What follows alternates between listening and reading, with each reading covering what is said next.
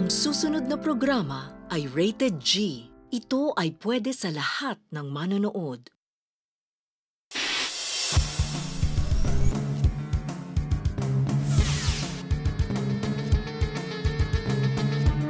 Tama ba ang impormasyon mo, 007.5? Nandito ba talaga ang profesor? Sigurado ako, 007.75 na nandito siya. Pinagkakatiwalaan ko na nagsasabi na nandito si Profesor. Ayun siya, oh. Profesor! Huwag kayong lalapit. May panganib. Panganib?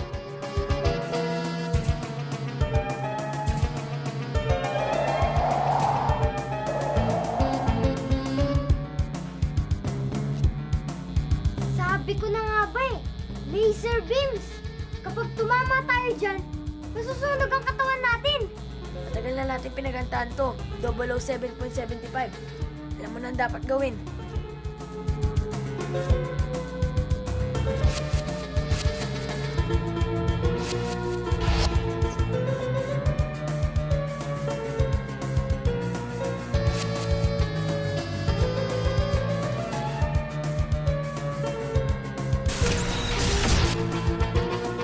Bilib na talaga ako sa inyo. Napakagagaling niyo talagang mga agents. Pero, paano ba tayo aalis dito? Hindi ko yata kaya yung patambling-tambling na ginagawa niyo. Pero, kakayanin ko.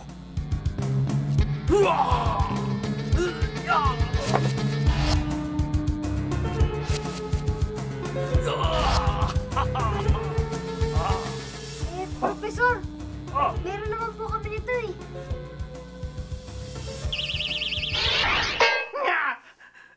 Bakit pa kayo nagpatambling-tambling? Aray.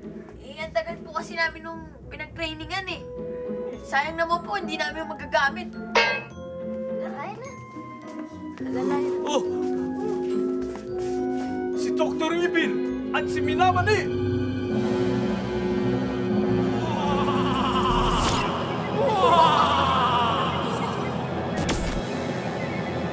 Nakuha niyo man ang profesor, ay di niyo na mapipigilan ang aking plano. Simula ng paghigop sa mga hayop! Simula ng paghigop sa mga hayop! Kinukuha niya ang mga baka, baboy, manok, isda, kambing at iba pang mga hayop. Bakit kaya? Why not ang palaya? Why not munggo at kalabasa? Why not gatas at keso? Why not, why not? Why not ang palaya? Why not munggo at kalabasa? Why not gatas at keso? Why not, why not? Why not, why not?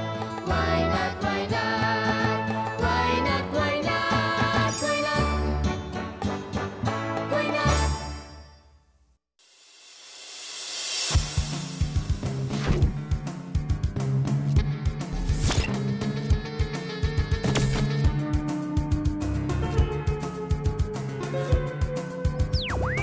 Congratulations, mga agent, at nailigtas ninyo ang profesor.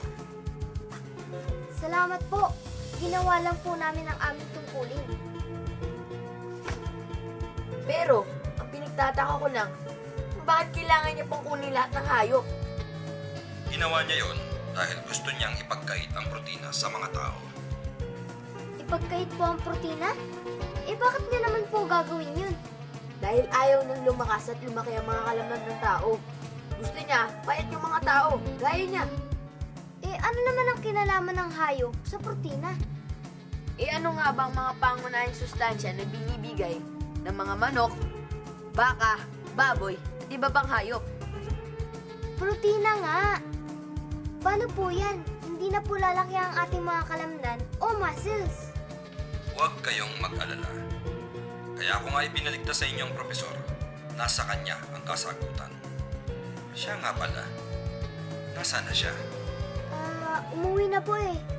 Ako, kailangan namin siya kagad, no? Baka kunin uli siya ni Dr. Evil at ni Minamani.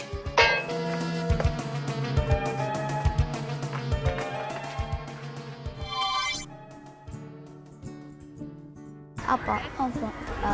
Hindi po, yung mga may green leaves po. Opo. Hindi ko lang po minsan alam kung ano yun.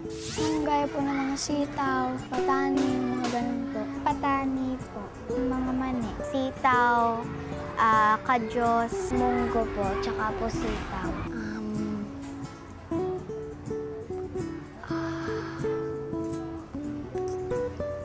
Kamoting kahoy. Nagbibigay po ng energy. Pampalinaw po ng mata. Nagbibigay po ng vitamina sa ating katawan. Nagpapalusog po ito ng katawan. Pampatalino sa utak.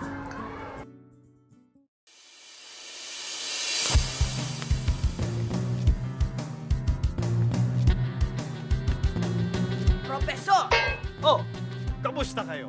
Mabuti naman at natalaw kayo sa aking bahay. Kailangan daw po namin kayong bantayan. Baka daw kasi kunin ulit kayo ni Dr. Ipil. Opo, dahil nasa inyo raw ang pangontra sa maitim na balak ni Dr. Ipil. Na ipagkait ang protina na galing sa mga hayop. Ano pong panlaban niyo dito? Ito, ang mga halaman sa paligid nyo. Mga butong gulay? Ibig sabihin, may protina ang mga butong gulay? Tama kayo riyan. Sa mga halaman, ang siksik sa protina ay ang mga butong gulay. Ang mga halimbawa nito ay munggo, soybeans or utaw, sitaw, bataw, patani, habichuelas or baguio beans, garbanzos, green peas at black peas. Matatagpuan ang protina sa mga buto at dahon ng mga ito. Karaniwan, ang kinakain ay ang mga buto mismo. Pero kinakain din ng mga dahon at pads o supot ng buto ng ibang butong gulay. Wow! Protina galing sa mga halaman? Ang galing! Kaya nga mainam din itong pamalit sa karne o isda. Mas mura pa. Pero di lang protina ang taglay ng mga butong gulay. Meron din itong fiber na lilinis ng ating mga bituka at iron na magpapalusog sa ating dugo. Bukod pa sa iba't ibang klaseng vitamins at minerals. Ang legumes ay itinatanim. Kailangan meron tayong magandang pagkaka-prepare ng lupa. Atin lang ibubudbod kung ano man legumes na available. Ito pa naman ay pare-pareho ang way ng pagtatanim ng mga legumes. So pagkatanim natin doon, kailangan nating alagaan. Kailangan nating diligan. Pero ang pinaka-earliest na ating pag-harvest ay mga 2 months hanggang mga 3 months.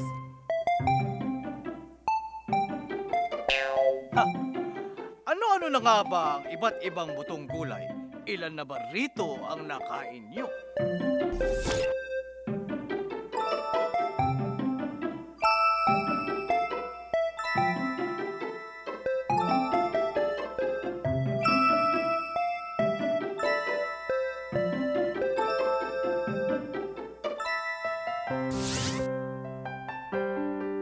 Profesor, paano po ba kainin ang butong gulay? Profesor, paano po ba niluluto ang butong gulay? Iba't ibang klase ng luto ang pwedeng gawin sa butong gulay. Pwedeng simpleng laga lang sa peas at soybeans at pagkatapos ay pwede nang papakin ito.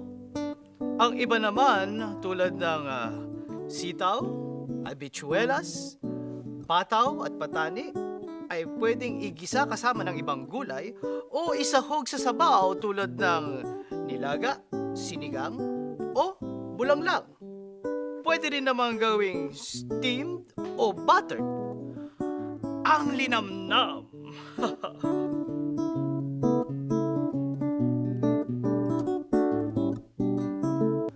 Napansin niyo ba na ang mga butong gulay ay paborito ng mga Pilipino?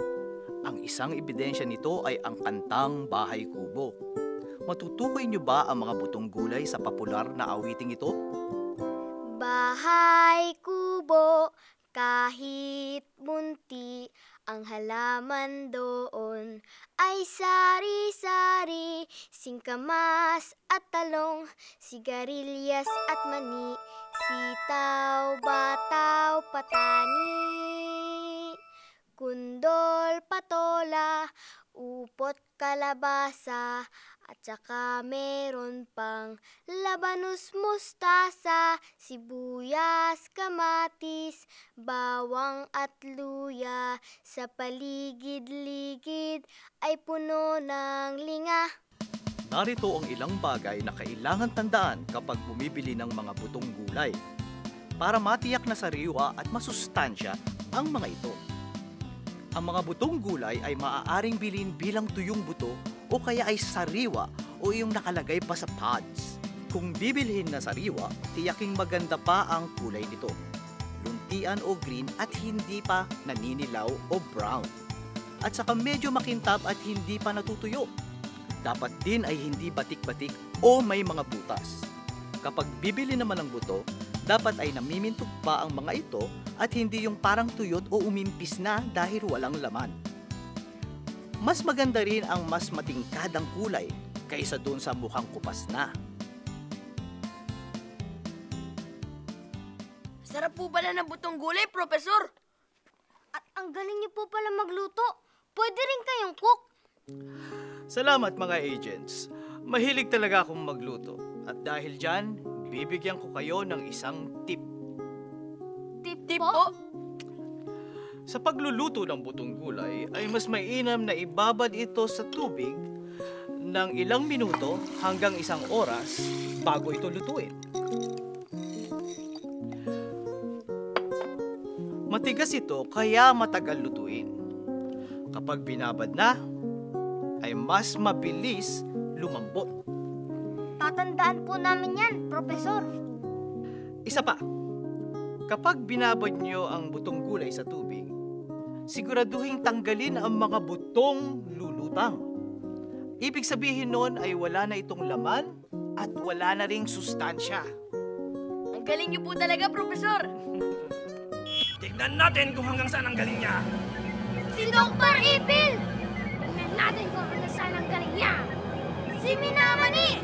Higupin ang mga butong gulay! Higupin ang mga butong gulay!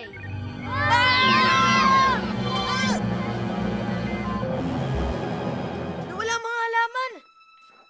Wala na po tayong protina, fiber, iron, mga bitamina at mga mineral. Huwag kayong mag-alala. Kahit na nakuha na ni Dr. Ipil ang lahat ng halaman, nakapag-imbak na ako ng mga buto nito. Madali lang naman magtanim ng butong gulay. Tara, samahan niyo ako magtanim.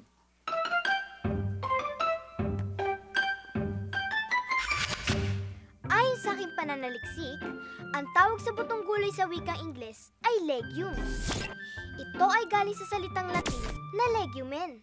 Noong unang panahon, ang legumes ay matatagpuan sa Asia, Amerika at Europa at ginagamit nga ang alternatibang pinagkukunan ng protina. At alam nyo ba, maraming klase ng legumes na nabibili sa grocery na nakalata o nakabote. Nariyan ang green peas, garbanzos, gisantes, red beans at white beans. Ayos, di ba? Ayan! Tumubo na ulit ang butong gulay! At nabigo na naman si Dr. Ipil sa maitim na balak niya. Ang kukulit nyo! Ang kukulit talaga! Kunin sila! Sandali lang, Dr. Ipil. Bago nyo kami kunin, bakit hindi nyo muna tikman ang sari-saring butong gulay na aming hinanda? Tama po yan. Meron pong ginisa, chapsuy, nilaga, bulanglang. At ito pa, halo-halong garbanzos. Butong gulay din po yan.